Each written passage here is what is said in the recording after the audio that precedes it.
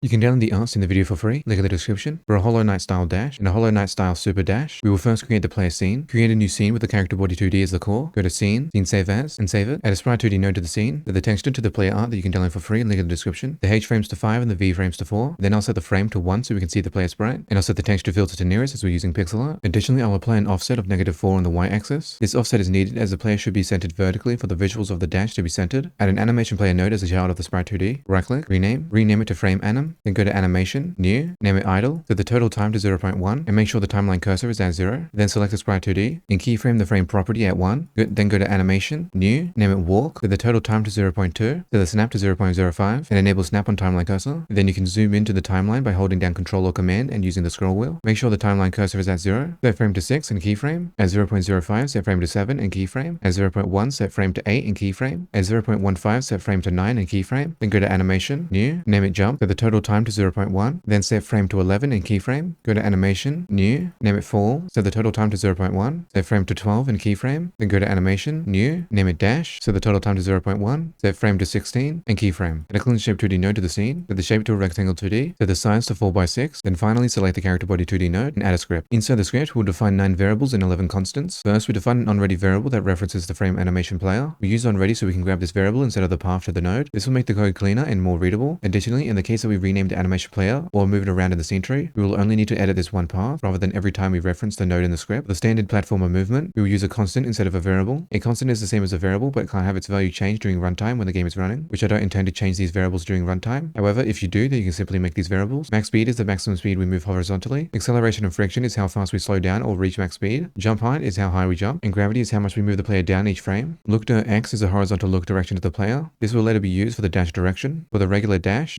unlocked is a variable we will use for whether the dash has been unlocked. Feel free to change this to whatever ability unlock system you have. Dash speed is how fast the player moves when dashing. Dash time is how long the dash lasts in seconds. Can dash will state whether the player is able to dash or not. As in Hollow Knight, the player requires reaching a surface to be able to dash again. And dash timer is a timer that keeps track of how long the player has been dashing for, ensuring the player doesn't exceed the dash time constant. As for the super dash unlocked is what we use for checking if the ability is unlocked. Again, feel free to change this to whatever system you have for ability unlocking. Super dash speed is how fast the player moves when super dashing. Super dash charge cost is how long in seconds it takes the player to charge before the super dash occurs. Super dash charge timer is a timer that keeps track of how long the player has been charging for. Can super dash is for whether the player is able to super dash. Finally, for the dash visual, spawn visual interval dash and spawn visual interval super dash are the amount of time that must pass during either state to spawn a dash visual. Spawn visual timer will track how much time has passed. Once the spawn visual timer reaches the required interval, it will reset and continue until the player is no longer able to dash or super dash. Now for the player's horizontal movement, we will define a variable called x input, which will be equal to a -1 if the first input is pressed, else it'll equal a +1 if the second input is being pressed. We will then set velocity.x to alert, which alert moves the first value towards the second at a rate of the third, which is also known as the weight. We will define a custom variable for this weight to make the code cleaner and easier to read. For the velocity weight, we will check if we want to use acceleration or friction based on if x input, meaning that x input is not equal to 0 and we are either pressing left or right. Then we make this negative as we want to move towards the max speed, not away from it. Then we multiply this by delta to ensure it's frame rate independent, as delta is the amount of real world time since the previous frame. exp is an exponential function that returns the mathematical constant of e to the power of what is inside the bracket. This tells us the exact fraction of what we should apply this frame to move towards the max speed. And finally, we do 1.0 minus the exponential function to turn what remains into what we actually apply this frame, because we need the amount to apply, not the amount that remains. Now for the player's jumping and gravity, we will check if the player is on the floor and that they just press the jump key. Then we will set velocity.y to jump height, and to apply gravity, we will simply add gravity to velocity.y. Then finally, to make the player move based on the velocity variable, we will call move and slide. Now for the player to dash and super dash properly, we will only allow velocity.x to move when we aren't dashing or super dashing, which can be checked if seeing if the respective timer is equal to 0. We don't add x input into this check as we will require it later for the player animation. Additionally, we include the player jumping and gravity into this if statement. Also, to update look.x so it better reflects the horizontal direction that the player is looking towards, we will check if x input, meaning that it's equal to either -1 or +1. Then we set look.x to an integer conversion of x input. We convert it to an integer as look.x is an integer variable, and we only set look.x when the player is moving horizontally as we don't want the look.x to ever equal 0. Finally, to reset the can dash and can super dash variables, we will check if the player is on the floor, then if the respective timer is complete and equal to 0, and if the player can't dash or can't super dash, then we set can dash or can super dash to true. Additionally, we make sure that the dash timer is 0 when setting can super dash to true, as we don't want to activate a super dash during the regular dash. For the regular player dash, we will create a custom function called dash logic, which will have a built-in variable called delta, which we will pass later in the physics process function when calling this function. We will then need to create the input for dashing. Go to project settings, under input map, name the input dash, and press add, then press the plus to add a key, type C, and press OK. Back inside the dash logic function, we will check if the player can dash and that they just press the dash input we created. If so, then we set can dash to false. We start start the dash timer by setting it to the dash time constant. Then we set velocity.x to dash speed in the direction of look.x, and we set velocity.y to 0 so the player doesn't move vertically during the dash. Then to take the dash timer down, we will check if dash timer is more than 0. Then set dash timer to a max with 0 and dash timer minus delta. Doing dash timer minus delta will take the timer down, as delta represents the amount of time since the previous frame, which will also make this timer frame rate independent. And max will return the largest value separated by the comma, which will make sure the dash timer can only ever be as low as 0. Additionally, we'll check if the player is on the wall, and if so, we will end the dash early, so that the player doesn't get stuck on a wall for an awkward period of time. Now, back inside the physics process function, we can check if the dash has been unlocked, then call the dash logic function, passing the physics process built-in delta variable. Now for the super dash, we will create a custom function called super dash logic, which will have a built-in variable for delta, which will later be passed in the physics process when calling this function. Before we continue, we will need to create an input key for the super dash. Go to project settings, name the input super dash, and press add. Then press the plus to add a key, type S, and press OK. Back inside the super dash logic function, we will check if the player can super dash and that they are on the ground, because we only want the player to charge the super dash when on the ground. Then we check if the player is actively pressing down our new super dash input key. If they are, then we set velocity to 0 on both axes. We increase it by delta, as delta represents the amount of seconds since the previous frame, and it will also ensure that the timer is frame rate independent. Then if super dash charge timer is equal to or more than the super dash charge cost, then we set can super dash to false. Set velocity.x to move at the speed of super dash speed in the direction of look.x. We set velocity.y to 0 so the player doesn't move vertically when dashing. Additionally, in the case that the player isn't actively pressing down the super dash key, then we reset the charge timer by setting it to 0. Then we check if the super dash charge timer is more than or equal to the super dash charge cost, meaning that the player is actively performing a super dash. Then because the super dash continues until it hits a wall, we can check if it's on wall, then stop the super dash by setting the charge timer to 0. Additionally, this if statement is where you would also put code for if the player hits a strong enemy, or inside the enemy script when they hit the player, you could set the charge timer to 0. Now, back inside the physics process function, we can check if the super dash is unlocked, then call the super dash logic function, passing the physics process built-in delta variable. Now for the player animation, we'll create a custom function called animation, which will have a built-in variable called x input, which will be passed later in the physics process when calling this function. Inside, we set the player sprite's flip page to false if the player is looking to the right, else we set it to true. If your player sprite looks to the left by default, then feel free to reverse this greater than sign. Now for the frame animation, we check if the dash timer is more than 0, or if the super dash charge timer is more than or equal to the super dash charge cost, meaning that the player is doing a super dash. Then we grab the frame animation player and play the dash animation. Else, if the player is on the floor, then we play the walk animation if either the player is moving horizontally based on the x input, or if super dash charge timer is not equal to 0, meaning that the player is charging up a dash. Else, we play the idle animation. I check super dash charge timer because I want the charge animation to use the run animation. However, if you have a unique animation for charging that you want to play, then feel free to add an else if statement checking the charge variable separately. Then if the player is not on the floor and they are not currently performing a dash, then we play the fall animation if velocity.y is more than 0. Else, we play the jump animation. And we call the animation function passing x input after move and slide. Now for the dash visual, create a new scene with a sprite to denote its core. Right click, rename